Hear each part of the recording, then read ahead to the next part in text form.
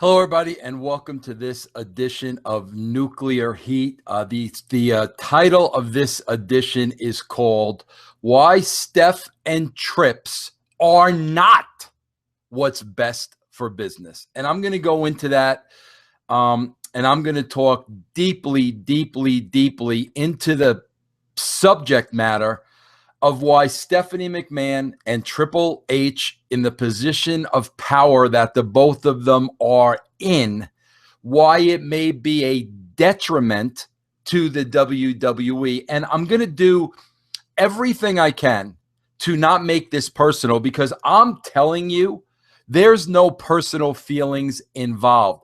Listen, I worked with Stephanie. I liked Stephanie as a person. When I went back there in 2002, and Vince wanted to bring me back to the company, and Stephanie made it clear to me she didn't want me back, and she talked down to me like a red-headed stepchild. Was I offended by that? Absolutely, I was. But that was 14 years ago, 2002. I'm over it. When Triple H at the same time was not going to bat for me, to bring me back to the WWE to help them out when they needed help 14 years ago. Was I upset by that based on everything I had done for Triple H early on in his career at the WWE? Yes, I was offended by that. But that was 14 years ago. So here we are, 2016, 14 years later. There's no personal agenda. There's no heat. There's no bitterness. I'm just going to explain to you from a professional viewpoint, from somebody that's been in the wrestling business for 25 years and experienced a lot, for somebody that personally knew these two individuals. I'm going to point out to you why this is not working.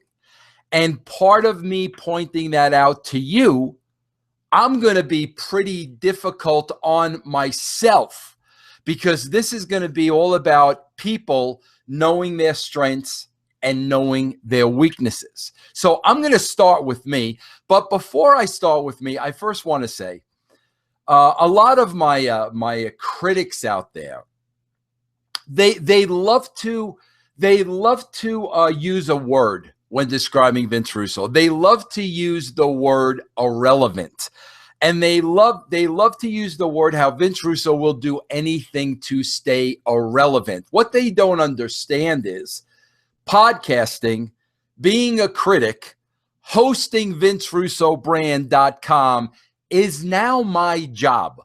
It is now my source of income. It is now what I do every day. So as far as I do all this to stay irrelevant, I'm 55 years old. First of all, if I wanted to stay relevant, there's a couple things I would do.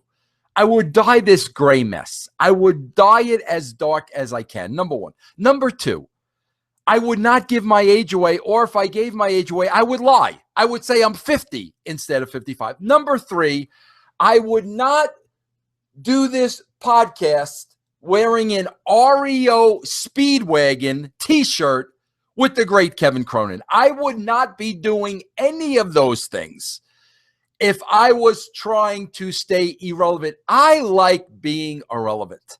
Okay, I like things of yesterday, not so much today. There are very few things I like today. There are some things I like today. I like Rihanna. I like Rihanna today. I like Tenacious D. Jack Black and Kyle Gass. I like them today. I like baskets. I like the Giants. There are probably 10 things I like today compared to 1,000 things I liked way back in the day. So let me first say, I have no interest in trying to stay relevant. That means nothing to me. Okay, I want to talk about strengths and weaknesses, because every one of us, we all have strengths and weaknesses. I believe what that stems from is I believe God gave us all a special gift. I believe God gave us something that we do well, above average. And I think we all know what that is when we know ourselves. And I'm a firm believer in sticking with that because God gave you that for a reason to use.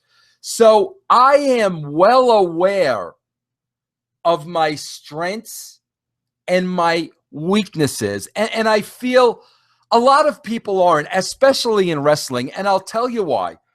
Because certain people in wrestling, it's all about power. It's all about wanting more and more and more and more and more. And in order to achieve that power, it's over into other areas that, quite frankly, you're not that good in and you're not an expert in, but you convince other people you are.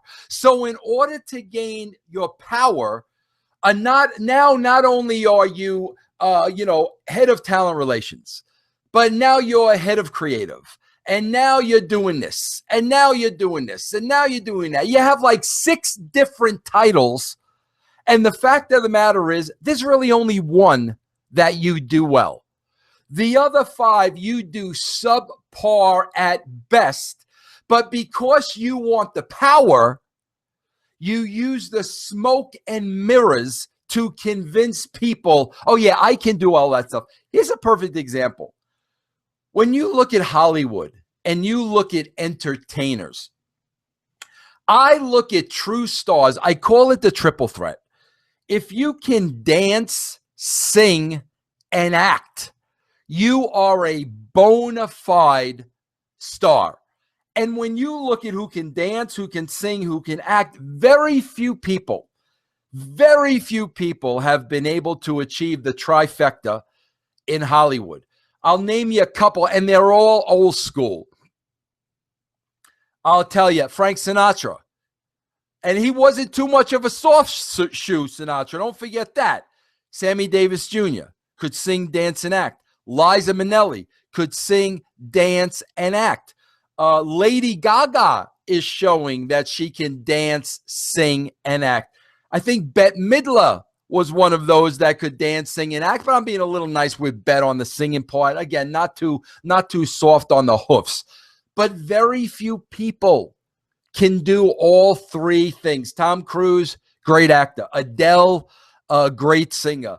Fred Astaire, a great dancer. Not too many can do all 3. Well, that transforms into your work environment. I believe that there is one thing that everybody can do strongly, and when they try to do something that they weren't built to do, that's where they fail miserably. So with me, I've always tried to stay in my lane. I know my strengths and I know my weaknesses, and I want to talk about that a little bit today. There was a point in TNA when Jeff Jarrett was sent home because of the business with Karen Angle back then, and Kurt Angle, and Jeff Jarrett was sent home. At that point in time, Dixie Carter wanted me to take a more prominent role in the company. Keep in mind, I was just writing at the time. She wanted me to take a more prominent role in the company. She wanted me to take a management role in the company. She wanted to give me more money. She wanted to give me more power. They wanted me to move to Nashville. They wanted me to do all these things that I knew were out of my wheelhouse. I know Vince Russo is not a management guy. I know Vince Russo doesn't get off on being a boss and telling people what to do. I know through and through that Vince Russo is a creative guy. That's what he does. Let Vince write the show. Let Vince produce the talent. Let Vince be creative.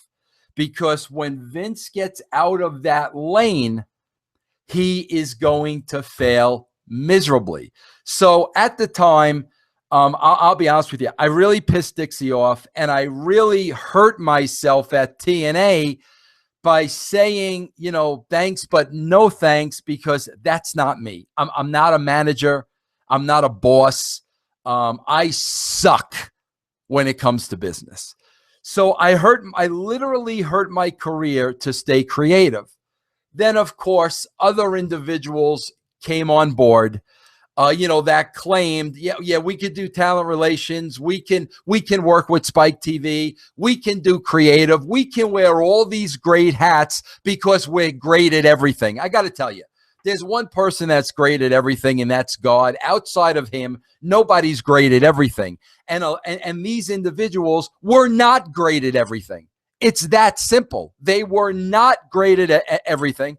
They tried to use smoke and mirrors, but at the end of the day, the truth is going to come out. When the truth comes out, you're exposed. And now we can see those strengths and weaknesses. Listen, I say this all the time. I did not make a ton of money in the wrestling business, and I sure as hell am not making a ton of money in the wrestling business today. And part of that has to do with I am horrible when it comes to business and when it comes to making money. I am absolutely horrible. I give my services away. I give my talent away because I just want to create. That's what I thrive on. I thrive on creating. And yes, that has hurt me over the years. I'm going to give the internet wrestling community all kinds of fodder now to use about Vince Russo, because the fodder they have, honestly, does not work. They like to point out the newest thing now is I killed TNA. When unfortunately, when I was there, TNA was doing 2 million people compared to the 300,000 they're doing now. So that really is not a strong leg to stand on. They try to use, Vince Russo killed WCW. Well, within the first 3 months of WCW, Ed Ferrara and myself had brought the rating from a 2.5 to a 3.5. They wanted to make a change. They sent me home. They called me back 3 months later because the change was horrifying. They went all the way back to a 2.5 and called me. When I went back 3 months later, already I was hearing the chatter about WCW being on the block and they were looking to sell the company. I heard that as soon as I came back 3 months later. So let me just say this. If you honestly believe a guy that wrote for WCW for 3 months and raised the rating, a rating point in those 3 months, was responsible for the demise of a multi-million-dollar company, you're just ignorant. You're just plain, flat out ignorant. But if you want some fodder about Vince Russo, and if you want some fodder about where Vince Russo failed, I will tell you right now,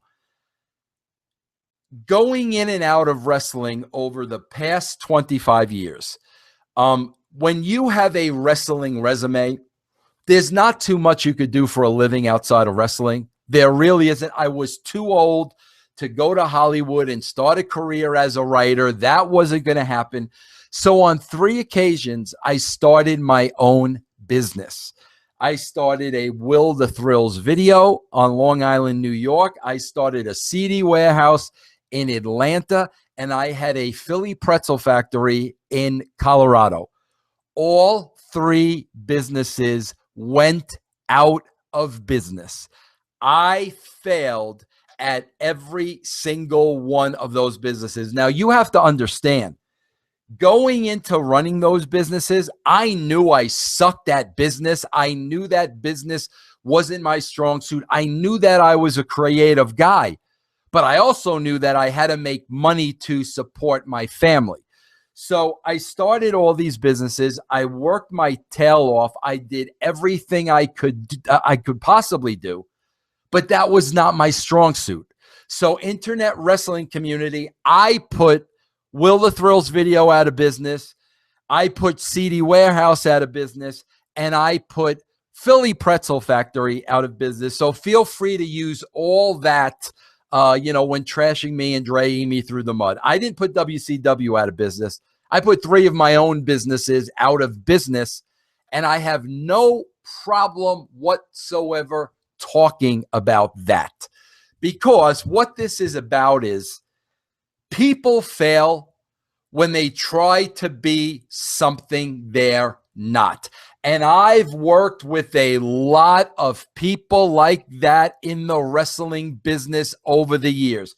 Every step of the way, I worked with people that tried to be something they were not, that sold the car to the boss, that got all kinds of money, that used smoke and mirrors as long as they could until at the end, they were finally outed. Because when you got to step up to the plate and get the job done and you can't, that's when you're going to expose yourself. And this is what I think has happened exactly with Stephanie McMahon and with Triple H, Hunter Hearst Helmsley. And like I said, this is not personal. This happens to all of us. It happens to Vince Russo when he tried to go in business for himself, not once, not twice, but 3 times. So it has nothing to do with those individuals. It has to do with human nature. At the tail end of me working at WWE, Vince had Stephanie McMahon sitting in on creative. Now, keep in mind, Stephanie had worked in many other facets of the company up until that point. And Vince wanted Stephanie to kind of sit in on creative, see how we worked. She traveled with us. She drove with us. And she was the sweetest girl you can ever imagine. Now, during those times, Stephanie, why do I have such a problem saying Stephanie? Stephanie literally said nothing. She kept her mouth shut and she kept her ears open. And she was trying to learn as much as she could about creative and the creative process. But here's the thing when it comes to creative. You can't teach anybody how to be creative. You are either born creative or you're not. You know, Barbara Streisand was born, and there I am with my irrelevance again. I'll use Lady Gaga so I could stay relevant. Lady Gaga was born with a God-given voice. You cannot learn a voice like that. I was going to say Ted Williams, but I'm trying to stay relevant here. Bryce Harper was born with a God-given swing to hit a baseball. Creative, a lot of things having to do with art, music, entertainment. You're born with creativity. It's not something you can learn. I can't teach somebody how to be creative. And I worked with a lot of young writers that I took under my wing. I could not teach them how to be creative. I could teach them structure. I could teach them the nuts and bolts of writing. I could not teach them creative. And I got to tell you, I worked with a lot of writers that were not creative. Now, when I look at Stephanie McMahon today, here's where I can really see a lack of creativity, okay?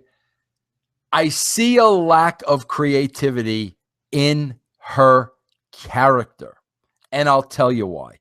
First and foremost, Stephanie McMahon is a phenomenal performer. I would put her up there probably as one of the top 5 performers on the show. So when it comes to acting chops, she is a great performer. But performing and being an actor is not the same as being creative. Where the creative part comes in is the speaking part, the verbiage, what you say. Anybody can go back and listen to any of Vince McMahon's promos. They were never the same twice. Vince's use of words, Vince's use of phrasing, Vince's use of color, Vince's use of painting a picture was very, very creative, unique to Vince McMahon. When you look at all the creative people in wrestling, I can go down the list: Mick Foley, John Cena, Steve Austin, The Rock, Paul Bearer. You knew these creative people by what they said. The interview, the promo was their own. Nobody else could give that promo. Now, there are a lot of people out there that give wrestling promos. I'm going to beat your ass at this pay-per-view, yada, yada, yada. You hear it every week. The creative, unique promos stand out. The rest of the promos are just wrestling promos, and that's because those people lack creativity. One thing I notice about Stephanie McMahon is every promo is the same. There is no uniqueness to a promo.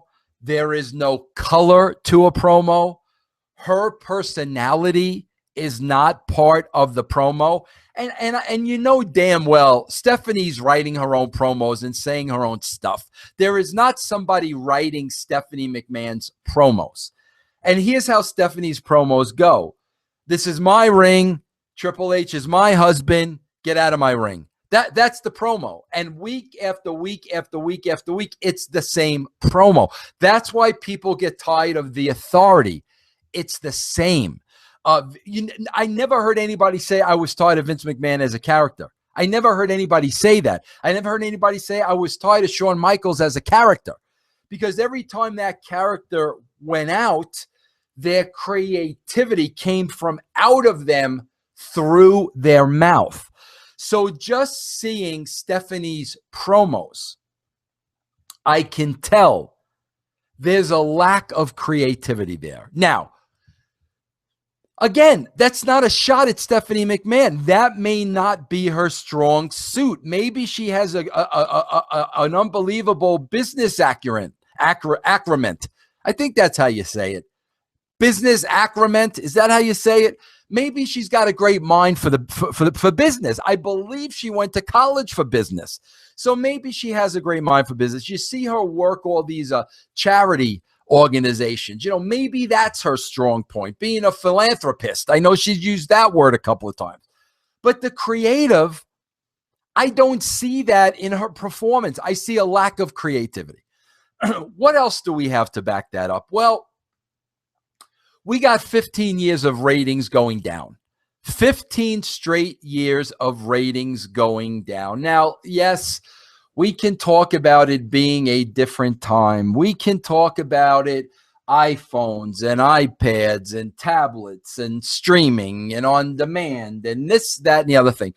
Do you realize during the Monday Night Wars in 1999, 10 million people were watching wrestling on Monday nights?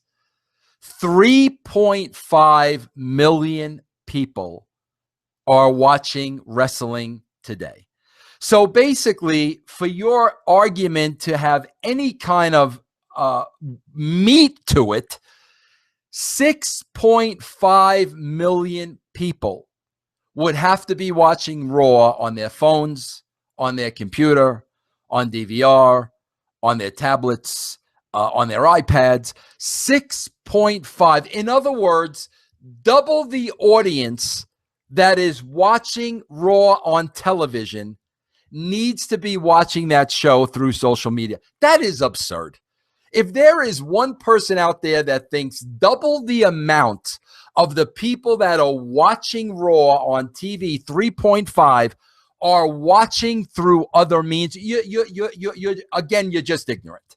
Your head is in the sand because your type of wrestling is no longer drawing.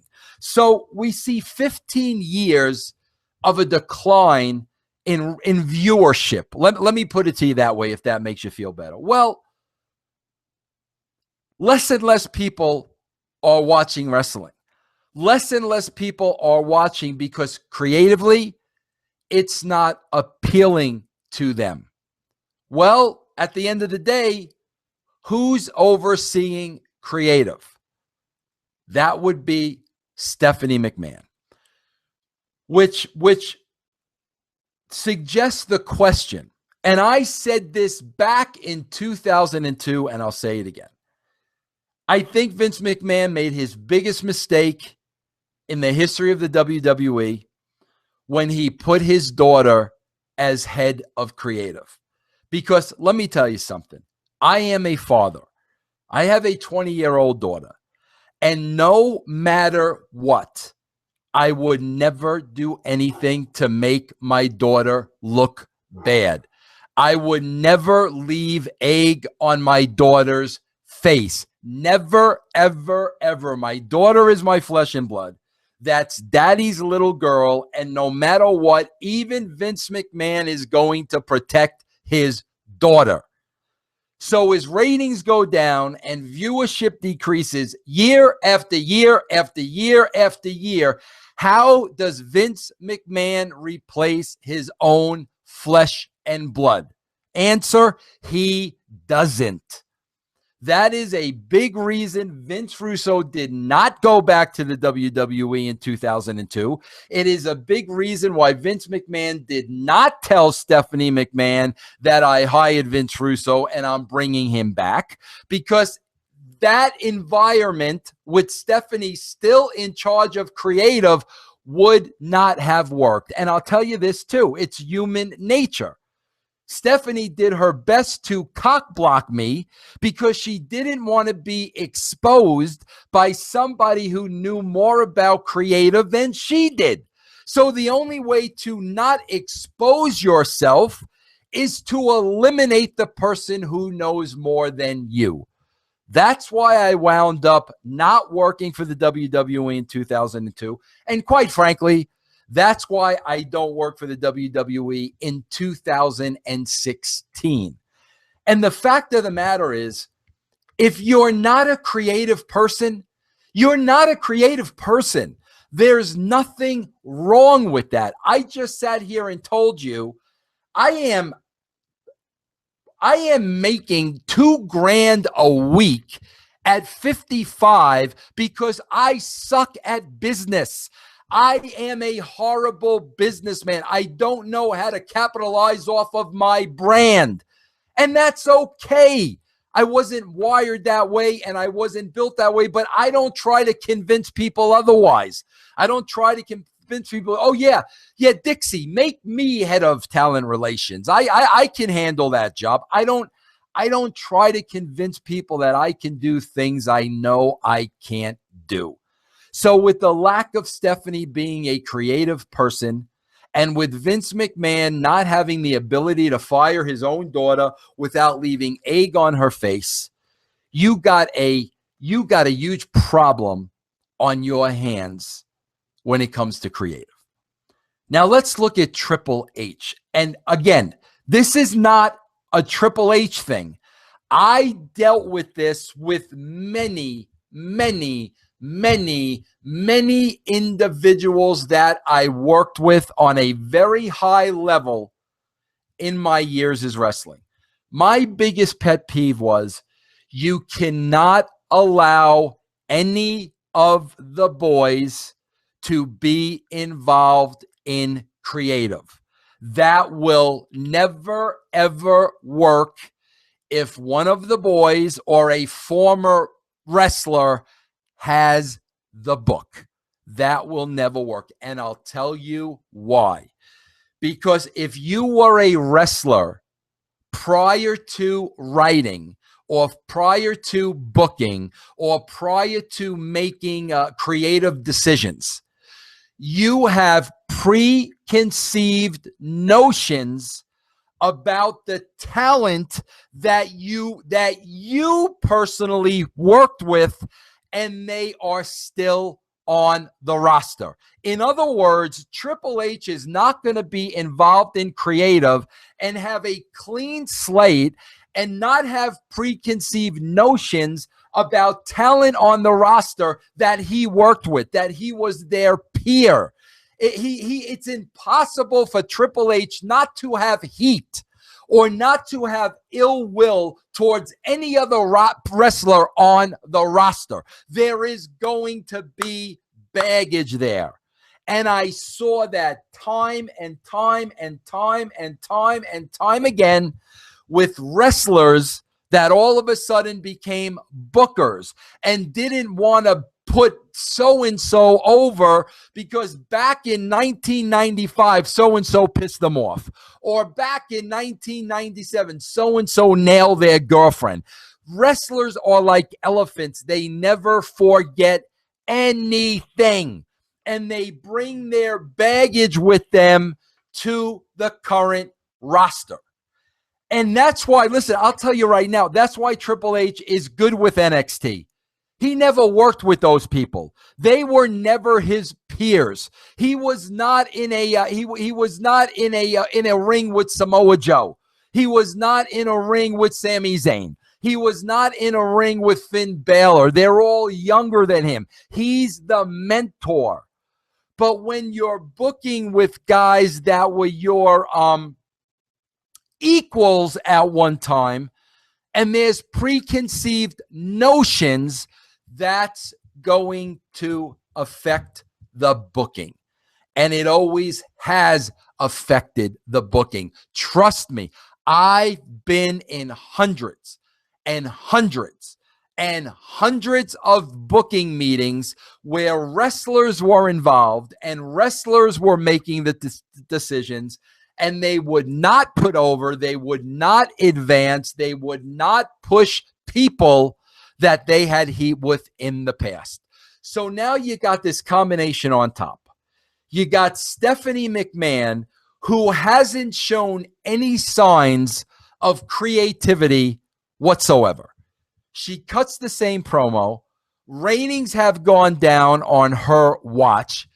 You've not really seen many great angles in the last 10 years that you're still talking about. She's married to the guy that is a former wrestler that has baggage, that has some ill will and preconceived feelings about other people on the roster that he's already worked with. That's why that combination right there is not only good for business, it is a detriment to business. That's why Russo and Ferrara worked. We were writers. All the wrestlers were equal to us. We didn't have heat with any of the wrestlers. We weren't looking to bury anybody. We didn't have friends. We weren't looking to put our favorites over. That's why Russo Ferrara worked. That's why Vince McMahon worked. He wasn't a wrestler. That's why Shane McMahon will work. There's no baggage there. Now, I don't know if Shane is creative. I can't sit here and vouch for that. I've never seen, I saw the business side of Shane McMahon that I was very impressed with. I never saw the creative side of Vince McMahon, but maybe that will work. You don't know until that person's in that spot. But I got to tell you, when you got a 15-year track record of the arrow pointing down, you're not a creative genius. And if anybody else was in that spot, I'm telling you, 6 months in, they would have been replaced. I mean, there's no doubt in my mind, 6 months in, they would have been replaced. But Vince put himself in a position where he can't make the change. So again, that's not personal towards Stephanie. That's not personal towards Triple H. We have our strengths. We have our weaknesses. Triple H was a great freaking wrestler. Triple H could cut a great freaking promo. Triple H was a workaholic. I could go on and on and on and on about Triple H's strengths. Stephanie, I'm sure, is brilliant. I see all the charitable work she does. I'll be honest with you. I don't like how she puts herself over in the process. I think that's wrong, but she still does a lot of great work for charity. You know, the business side, I never really seen Stephanie work on the business side, but I could tell you this, looking at her track record, looking at the performance of her character, I see a lack of creative. And that's okay. Vince Russo sucks at business. Vince Russo is piss poor today because he sucks at business. Vince Russo sucks at politics. He's not a politician. That's why I got killed in the wrestling business. That's why I don't vote. That's why I haven't watched a debate. That is not my strong suit. I stay in my lane. I do podcasting today because that's an extension of my creativity. That's an extension of who I am. That's why I do it. I already put 3 businesses out of business. I don't need to put a 4th. So there you have it, everybody. That's why I think Stephanie Hunter, not only not best for business, but a detriment to the wrestling business. I feel a change needs to be made on top. I feel until a change needs to be made, there is not going to be a miraculous turnabout. Things just do not happen that way. But that's it. And listen, that's my opinion. I want to make one thing clear about my opinion. I don't care if you agree with it or not. Like, I really don't. I throw my opinion out there. I don't say this is my opinion. This is right. If you disagree with me, you're wrong. I've never said that. This is my opinion. Feel free to disagree with my opinion. I urge you to have your opinion. But when you start personally attacking people because their opinion doesn't match up with yours, I'm going to use the word again. That's being ignorant. That's just being 100% ignorant, because at the end of the day, how can 2 people's opinions match up 100% when everybody is different and we're all different people? We all act differently. We all think differently. We all feel differently. How are our opinions going to be the same? But if you're going to hate me because of my opinion and my opinion doesn't match up with yours, then you're ignorant. It's as simple as that. Me, on the other hand, I got an opinion. I love to hear your opinion. You want to have a conversation over those opinions? We'll have a conversation over it, and I enjoy that. Just like the show right here every Monday night. Me, Raj, and Sean. We discuss the Raw we just watched, and a lot of times we disagree. Am I going to hate Sean because he doesn't agree with my opinion and my opinion's right and his opinion is wrong? If I did that, I'd be arrogant. So, again, those are the opinions of Vince Russo based on experience, based on working with these people, and based on my knowledge of wrestling. I hope you enjoyed the show. Again, Monday night, the Raw review right after the show with myself, Sean, and Raj. You can catch Nuclear Heat right here every Thursday. And listen, I'm doing video podcasting 7 days a week now. I'm back on Sundays. You can go to vincerussobrand.com. Please check me out. You get video podcasting 7 days a week for less than $5 a month. I depend on you for your support to make a living.